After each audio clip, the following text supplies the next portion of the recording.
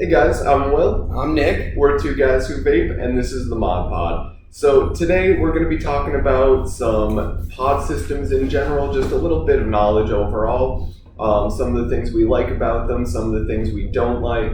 Right off the bat, we're just going to mention that they are very customizable as far as the looks. Like you have your Soren Drop 2 here that's going to have like a little Grim Reaper on there. These guys come in so many different colors as far as the Weenaxes, and then your big B60s over here, they have a ton of colors on those guys as well, including some rainbows and everything like that.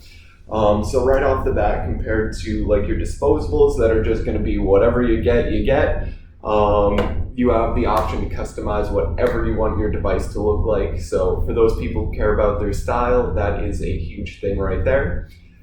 Secondly, for me, nicotine level, being able to adjust that all the time, bounce back between, I think the highest we ever carried was 55, and you can drop all the way down from the 55 to a 35, to a 25, to a 20, get down to a 10 even. Then you would switch over to your freebase, which they do make 12s, we don't get a whole lot of in anymore. But for your most common, you would see the 6s, the 3s, and then drop down to 0 nicotine, or you could just completely cut nicotine out of your life there before you drop down.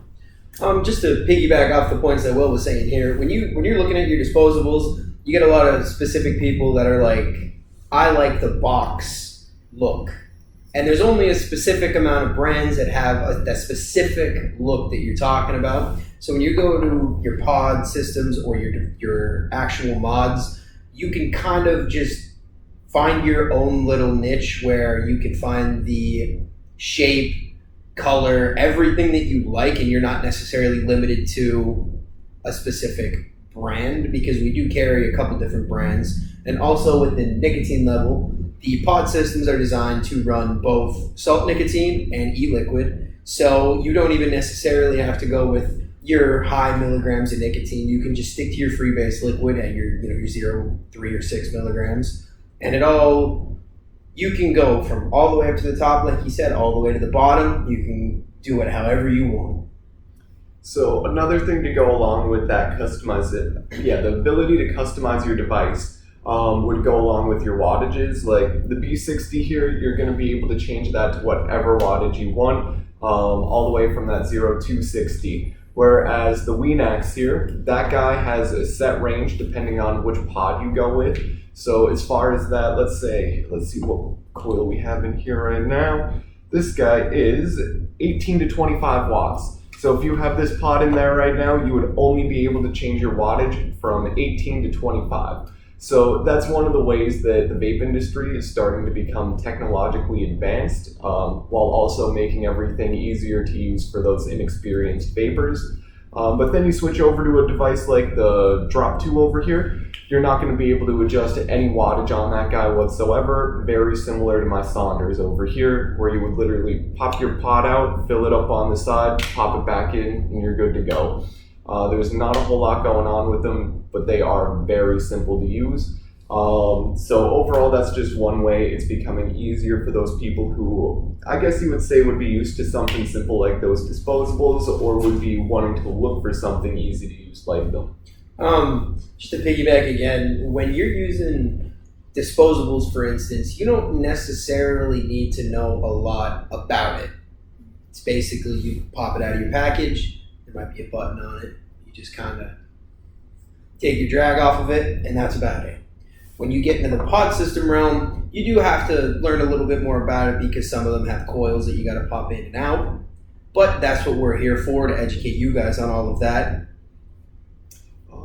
Yeah, overall, I feel like we pretty much hit on all of the points on the pod system right there. So not a whole lot going on. Pod systems are going to be like the nice little beginner step there for those people who are switching from disposables, looking to quit. They're not going to be super powerful like your box mods. There's just so many things that I personally like about pod systems compared to even box mods and disposables. While it is going to be more convenient than a big box mod, it'll be a little more complicated than your disposable. So it's that nice little intermediate area there for those people who are looking to get into vaping but aren't in there yet. Just one more little tidbit. it is a lot more cost efficient to run a pod system than it is to run disposables. Now, when you first come in, it might seem like you're spending a lot because you got to get the whole setup. But once you have your setup and you like what you have, you're only really spending maybe 2.5 weeks every coil, maybe 3 weeks if you're not using it a lot, and then your juice bottle can last you upwards of a month if you're not using it very, very often as well. So when you really look at it under a cost perspective, pod systems are very, very much more cost efficient than disposables are. Alright, so just to kind of hop off of the whole little vape topic and give you guys a little bit of the other stuff that we normally do talk about. The one thing I did just think about, I'm looking into traveling a little bit. I want to go somewhere, weather's starting to get nice. What is your favorite city you've ever been to? Oh my God. Favorite city I've ever been to? I mean, it's going to kind of sound dumb, but Orlando.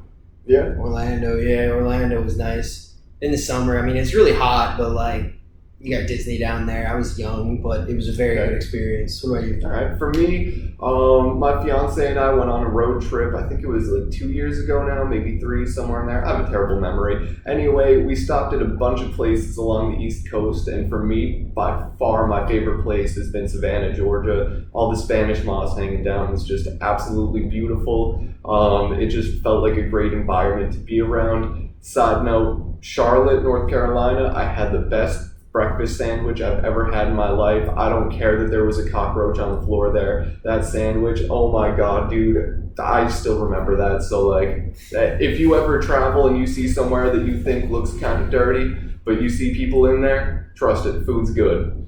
But I guess that's gonna be everything for us today. Maybe don't take my advice there, go to a clean place, but the food was banging, so we'll catch you guys next week. Until then, Keep chasing them clouds, everybody.